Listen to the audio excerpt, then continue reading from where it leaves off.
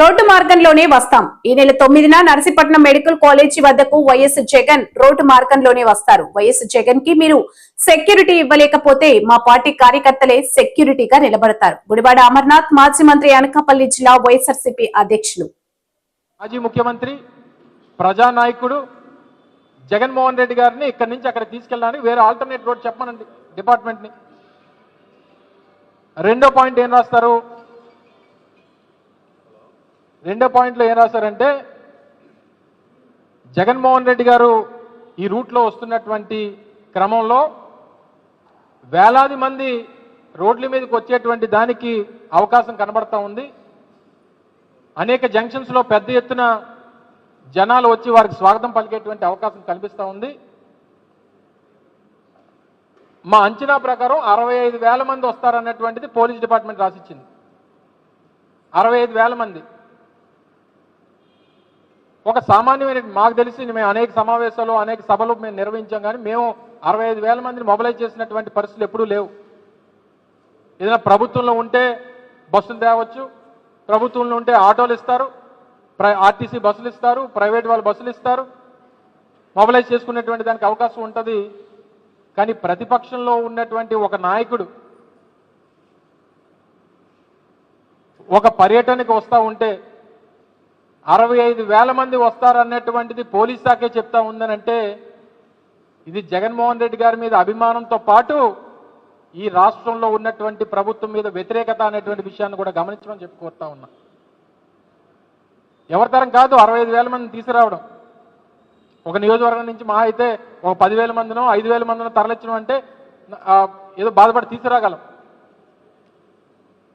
కానీ పోలీస్ శాఖే 65,000 మంది వస్తారని చెప్పి అంచనా వేస్తుందంటే ఈ రాష్ట్ర ప్రభుత్వం మీద, వారు తీసుకున్నటువంటి మెడికల్ కాలేజ్ ప్రైవేటీకరణ నిర్ణయం మీద ప్రజల్లో ఎంత వ్యతిరేకత ఉంది అనేటువంటి దానికి ఈ సమాధానం, వారు ఇచ్చినటువంటి ఈ లేఖలో వారి సమాధానం ఒక నిదర్శనం అనేటువంటి విషయాన్ని కూడా ఈ సందర్భంగా తెలియజేస్తా ఉన్నాం. మూడో పాయింట్, మేము ఇంతమంది పోలీసుని 63 కిలోమీటర్ల మేర మేము పోలీసుని డిప్లాయ్ చేయడం అనేటువంటిది మా వల్ల కాదు. చాలా షార్ట్ పీరియడ్, ఈ సమయంలో మేము పోలీసుని డిప్లాయ్ చేయలేము అనేటువంటిది మూడో పాయింట్. చెప్పండి, గడిచినటువంటి 15 మాసాల్లో అనేక పర్యటనలు జరిగాయి జగన్మోహన్ రెడ్డి గారు రాష్ట్రంలో. ఎక్కడికక్కడ 100 మందిని 200 మందిని 300 మందిని పోలీసుల్ని మేము డిప్లాయ్ చేసామనేటువంటి మాట చెప్తున్నారు తప్ప యాక్షన్లో ఒక్క పోలీస్ అన్నా ఎక్కడన్నా కనబడాడు చెప్పమనండి. ఒక రోప్ పార్టీ వచ్చిందంటే ఆ వ్యాన్లో కూర్చుంటారు. అంటే రోప్ పార్టీని పెట్టాము, జగన్మోహన్ రెడ్డి గారు సెక్యూరిటీ అరేంజ్మెంట్ చేశాము అనేటువంటిది చెప్పడానికి తప్ప పోలీస్ వారి డిపార్ట్మెంటల్ డ్యూటీ చేసి ఒక Z+ కేటగిరీ ఉన్నటువంటి ఒక నాయకుడికి ఇవ్వాల్సినటువంటి భద్రత ఇచ్చినటువంటి ఒక్క సంఘటన గడిచినటువంటి 15 మాసాల్లో జగన్మోహన్ రెడ్డి గారి విషయంలో చేసింది చూపించమనండి. రాప్తాడు వెళ్తే హెలిప్యాడ్ దగ్గర మొత్తం జనాన్ని వదిలేశారు. హెలికాప్టర్ డ్యామేజ్ అయినటువంటి పరిస్థితి వచ్చింది. మళ్ళీ తిరిగి హెలికాప్టర్లో ఆ ఏజెన్సీస్ కానీ లేదా పైలట్స్ కానీ వారి ప్రోగ్రామ్స్కి చేయాలన్నా రావాలన్నా పర్మిషన్ తీసుకోవాలన్నా భయపడేటువంటి పరిస్థితి తీసుకొచ్చింది ఈ రాష్ట్రంలో పోలీస్ డిపార్ట్మెంట్. మళ్ళీ తిరిగి మాకు పోలీస్ శాఖ, మాకు సమయం సరిపోదు, ఇంతమంది పోలీసుని తీసుకురాలేమని అంటే మీరు ఎక్కడిచ్చారు? పోలీస్ సపోర్ట్ ఎప్పుడు ఇచ్చారు చెప్పండి గడిచినటువంటి 15 మాసాల్లో? తర్వాత ఇండస్ట్రియల్ ఏరియా ఉంది. 4వ పాయింట్ ఏంటంటే ఇండస్ట్రియల్ ఏరియా, ఫార్మాసిటీ ఉంది, అచ్యుతాపురం సెజ్ ఉంది. దీనికి వచ్చేటువంటి రాకపోకలు ఇబ్బందులు కలుగుతాయి, ట్రాఫిక్ కంజెషన్ ఉంటుంది అనేటువంటిది చెప్తా ఉన్నారు. ఆయన వచ్చేది 11 గంటలకి.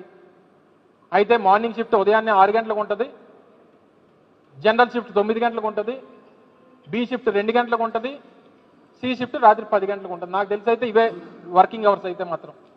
ఆయన వచ్చేది 11 గంటలకి. ఎక్కడ ఏ రోడ్డు బ్లాక్ చేస్తామని చెప్పి చెప్పలేదే మేము, ఏ రోడ్డు మీద మీటింగ్ పెడతామని చెప్పి చెప్పలేదే, ఎక్కడ రోడ్ షో ఉంటుందని చెప్పి చెప్పలేదే. మీ అంతటి మీరే అంచనా వేసుకొని ప్రజలు వారు స్వచ్ఛందంగా రావచ్చని చెప్పి మీరే చెప్పి ఈరోజు మేము వాళ్ళకి ఇబ్బంది కలుగుతుంది, మీకు వచ్చిన ఇబ్బంది ఏంటి చెప్పండి. అక్కడ కంపెనీలు ఇబ్బంది పడతాయి లేదా ఫ్యాక్టరీలు ఇబ్బంది పడతాయి అనేటువంటి దానికన్నా ఈ రాష్ట్ర ప్రభుత్వంలో ఉన్నటువంటి పెద్దలు ఇబ్బంది పడతారు అనేటువంటి విషయాన్ని చెప్పడానికి భయపడతా ఉంది